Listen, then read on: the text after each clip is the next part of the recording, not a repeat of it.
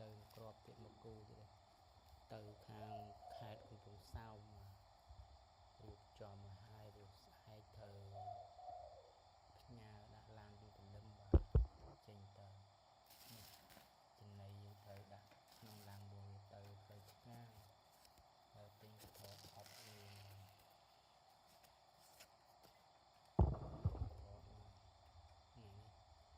ត្រូវដាក់ផ្ញើដល់ខាងខេត្ត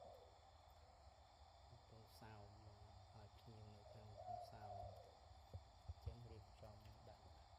ពីល្ងាចយកឲ្យហើយព្រោះព្រឹកឡើងត្រូវដាក់ឡានតាក់ស៊ីទៅបាទទៅរៀបចំដាក់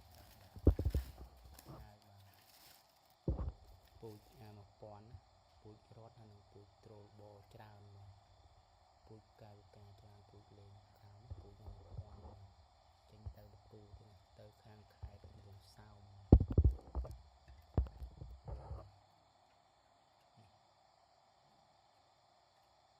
ពាក់កងជើងនេះទៅគូដុសកម្មកចិត្តពេញកូនប្អូន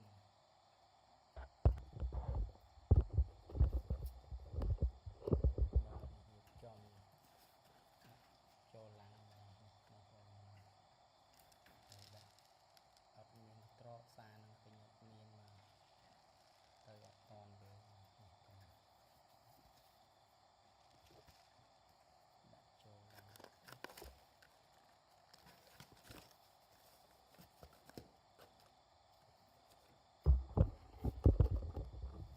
ូទៀតនេះកូនបង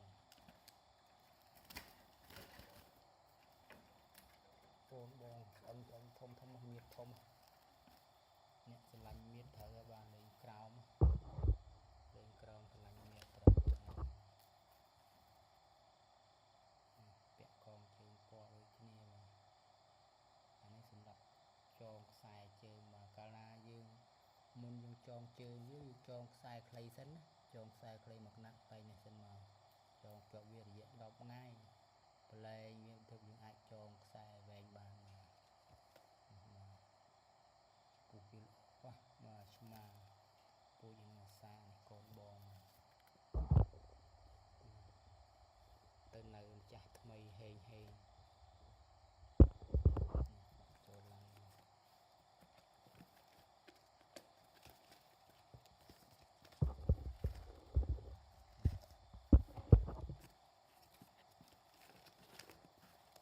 ទៅមកគូព្រឹកត្រូវផ្ញើតាមឡានទៅរួមខាងរួមមាត់យើង